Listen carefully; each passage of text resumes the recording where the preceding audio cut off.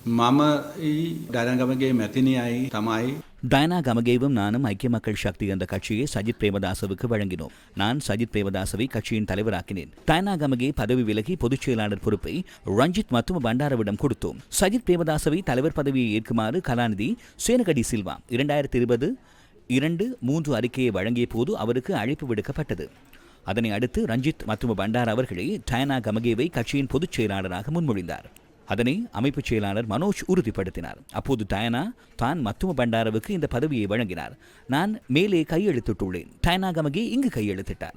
அதன் பின்னரே ரஞ்சித் மத்தும பண்டாரவும் சஜித் பிரேமதாசவும் எமது தேசிய முன்னணி என்று கையொப்பமிட்டுள்ளனர். இதன்போது சஜித் பிரேமதாச ஐக்கிய தேசிய கட்சி உறுப்பினர் ஆவார். அப்போது ரஞ்சித் மத்தும பண்டாரவும் ஐக்கிய தேசிய கட்சி உறுப்பினர் ஆவார். வேறு கட்சியை சேர்ந்தவர்கள் எங்கள் கட்சியில் உறுப்பினராகலாம் என்ற நிலைக்கு யாப்பை மாற்றித்தான் இந்த இருவரையும் எடுத்தோம். உங்களை எங்கள் கட்சிக்கு அழைத்து கட்சியை வழிநடத்தும் அதிகாரத்தையே உங்களுக்கு நான் வழங்கினேன். அதை தவிர இந்த கட்சியானது உங்களுடையதோ அல்லது என்னுடைய சொத்தோ அல்ல. நாங்கள் வாழ்நாள் உறுப்பினர்கள். அதன் பிறகு இந்த கட்சியில் இருப்பதனால் இந்த கட்சியில் மாத்திரம்தான் இருக்க முடியும். இல்லையேல் அனைவரின் பதவிகளும் பறிப்போகும் என்று கட்சியின் அரசியல் யாப்பை மாற்றியமைத்தார். அதன் பின்னர் என்ன செய்தார்? கட்சிக்கு இன்னும் நெருக்கமாக வந்தார். அந்த நெருக்கத்தின் மூலமாக அவர் தனக்கான குழியை தானே வெட்டி கொண்டார். ஏனெனில் சஜித், ரஞ்சித் மற்றும் பண்டார் ஆகியோர் இன்னமும் ஐக்கிய தேசிய கட்சியின் முக்கிய உறுப்பினர்கள். அந்த கட்சியில் உள்ள ஒருவர் மாத்திரமே ஐக்கிய தேசிய கட்சியின் உறுப்பினராக இல்லாதவர். அர்ஷடி சில்வா மாத்திரம் ராஜினாமா செய்துள்ளார். அவ்வாறாயின் நமது கட்சியின் யாப்புக்கு அமைய 2 கட்சிகளிலும் இருக்க முடியாது. அவர்கள் எங்கள் மீது வழக்கு தொடுத்துள்ளனர். இதிலிருந்து நாம் வழக்கை முன்னெடுப்போம். அதன் பிறகு கட்சி தடை செய்யப்படாது.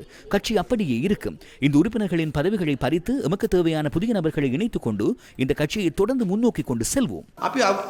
අපිට අවශ්‍ය මිනිස්සු දාගෙන මේ පක්ෂය ඉස්සරහට ගෙනියනවා. ඔබතුමාට සමගි ජන බලවේගයේ තියෙන අයිතියත් එක්ක ඔබතුමාට පුළුවන් ද කෘත්‍යාධිකාරී මණ්ඩලයක් ඇතුළත අනිවාර්යෙන් පුළුවන්. මම நிச்சயமாக நான் தவிசாளர், முன்னாள் தவிசாளர். நான் தான் உபதவிசாளர். ஏன் என்னால் முடியாது?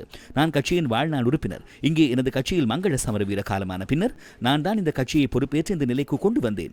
சஜித்தும் மற்றும் பண்டாரவும் நியமிக்கப்படுவதற்கு முன்னர் நானே நியமிக்கப்பட்டேன். ஐக்கிய மக்கள் சக்தியின் சட்டப்பூர்வ உரித்து தொடர்பில் கட்சியின் பொதுச் செயலாளர், பாராளுமன்ற உறுப்பினர் ரஞ்சித் மற்றும் பண்டார, பாராளுமன்ற உறுப்பினர் பேராசிரியர் GL பீரிஸ் உள்ளிட்டோர் இன்று நடைபெற்ற ஊடக சந்திப்பில் கருத்து தெரிவித்தனர். இந்த கட்சி டயனா கமகேவுக்கு உரித்தான கட்சி அல்ல. இந்த கட்சியின் பொறுப்பாகவும் அதன் நிர்வாகிகள் மங்கள சமரவீர அவர்களின் கீழேயே செயற்பட்டனர். டயனா கமகேவிற்கு நெருக்கமான ஒருவர் இதன் தவிசாளராகியுள்ளார். 2019-2020 ஆண்டுகளிலேயே இந்த கட்சி தொடர்பில் நாம் செயற்பட்டோம். நமது நாட்டில் புதிய அரசியல் கட்சி ஒன்றை ஸ்தாபிப்பதற்கு சுமார் 4 ஆண்டுகள் செல்லும்.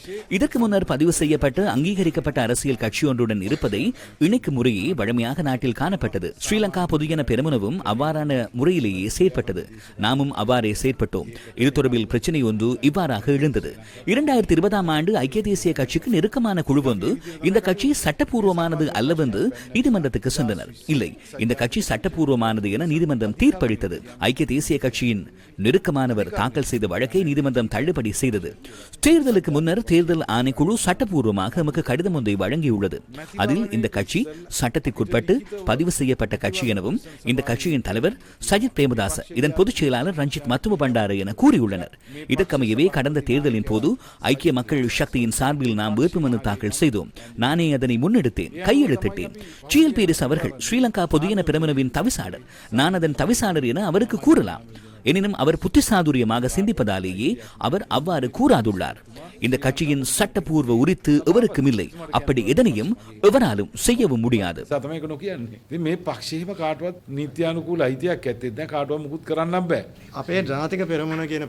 எமது தேசிய முன்னணி என்ற கட்சியில் இதற்கு முன்னர் அந்த பெண்மணி இருக்கவில்லை. மங்கள சமரவீரவும் ஸ்ரீபதி சூர்யாராட்சியுமே இருந்தனர். கட்சி ஒன்றை பதிவு செய்யும் விடயத்தில் எமது நாட்டின் பிரஜா உரிமையற்ற நபரொருவருக்கு அவ்வாறான கோரிக்கை ஒன்றை விடுக்க முடியாது என எமது நாட்டின் சட்டத்தில் எங்கும் குறிப்பிடப்படவில்லை. எனினும் பிரஜா உரிமையற்றவரால் செய்ய முடியாத விடயங்கள் என்று சிலவை உள்ளன. தேர்தல் ஒன்றில் போட்டியிட முடியாது, தேர்தல் ஒன்றில் வாக்களிக்கவும் முடியாது, பாராளுமன்றத்தில் இருக்க முடியாது, பாராளுமன்ற வாக்களிப்பில் பங்கேற்க முடியாது. இவை அனைத்தையும் செய்வதற்கு இலங்கை பிரஜையாக இருக்க வேண்டியது கட்டாயமானதாகும்.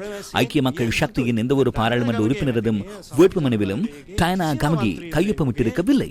ஆதலால் இலங்கை சட்டத்திற்கமைய அதற்கான எந்த ஒரு வாய்ப்பும் இல்லை என்பதை நான் மிகவும் பொறுப்புடன் கூறுகிறேன்.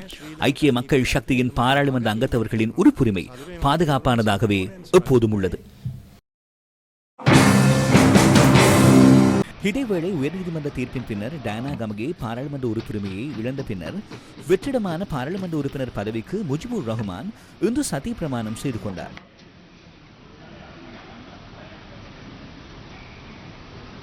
Muhammad Mujibur Rahman do strongly declare and affirm that I will uphold and defend the Constitution of the Democratic Socialist Republic of Sri Lanka. Mujibur Rahman பாராளுமன்ற உறுப்பினராக தெரிவு செய்யப்பட்டுள்ளதாக நேற்றிரவு விசேட வர்த்தமானி அறிவித்தல் மூலம் தேர்தல்கள் ஆணைக்குழு அறிவித்தது. கொழும்பு மாநகர சபை தேர்தலில் மேயர் பதவிக்கு போட்டியிட்டு அந்த வெற்றியை மக்கள் கருத்து கணிப்பாக கருதி ஐக்கிய மக்கள் சக்தியை முன்னோக்கி கொண்டு செல்வதற்காக நான் பாராளுமன்றத்தில் இருந்து ராஜினாமா செய்தேன். எனினும் தேர்தலுக்கு தேவையான பணத்தை ஜனாதிபதியும் இந்த அரசாங்கமும் வழங்கவில்லை. இவ்வாறு தேர்தலை பிற்போட்டனர். தற்போது கட்சியின் தேசிய பட்டியலில் வெற்றிடம் ஒன்று ஏற்பட்டமையினால் அதன் பொருட்டு என்னை நியமிக்க கட்சி தீர்மானித்தது. டயானாவின் பாராளுமன்ற உறுப்பினர் பதவி இல்லாமல் போனமை உங்கள் கட்சிக்கு நெருக்கடியை ஏற்படுத்தும் என கூறப்படுகிறது. இல்லை, அவ்வாறு எவ்வித பிரச்சனையும் இல்லை. அமைச்சர் ஒருவரும் இவ்வாறு பேசியிருந்தார். அவர் எவ்வித தகவல்களையும் அறியாமல் பேசுகிறார். ஜனாதிபதிக்கு நான் ஒரு விடயத்தை கூறுகிறேன். அமைச்சரவையின் உறுப்பினர்களுக்கு நேரம் கிடைக்கும் போது இது தொடர்பிலான தெளிவை பெற்றுக் கொடுக்குமாறு கூறுகிறேன். இதேவேளை முன்னாள் ராஜாங்க அமைச்சர் டயானா கமகே தன்னை ஐக்கிய மக்கள் சக்தியில் இருந்து நீக்கிய தீர்மானத்தை வலுவிழக்க செய்யுமாறு கோரி தாக்கல் செய்த மனுவை எதிர்வரும் 28ஆம் தேதி விசாரணைக்கு எடுத்துக் கொள்ளுமாறு உயர்நீதிமன்றம் தீர்மானித்துள்ளது.